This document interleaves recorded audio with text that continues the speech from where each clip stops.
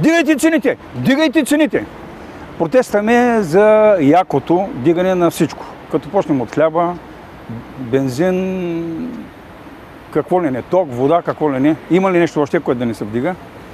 И отделно провокиран съм и от румънския премиер, който преди няколко дена, 4-5 дена, показа и беше показано и по българските медии, че на лявата ръка се татуира една татуировка, в която текстът е ДДС не се увеличава. Явно човека го е обещал, го изпълнява, не е както в България.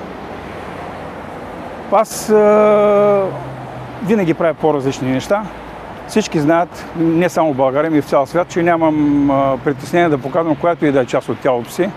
Правил съм протест пред централния вход на Народното събрание, на една клозетна чиния, сядам, заголвам дъртия си задник и на гърба ми пише "Се ръви на правителство, протестът ми е рядък". Полицията ме съди за хулиганско във Варна и в София. Присъдата ми е невинен, после осъдих полицията за неуважение на задните ми части.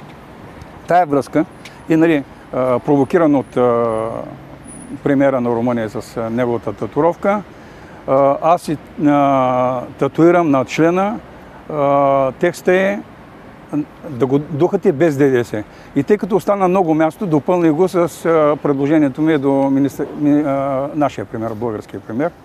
И тъй като се опасявам, и то буквално се опасявам, че могат да му урежат от СЕМ, ще го направя малко по различен начин. Момент.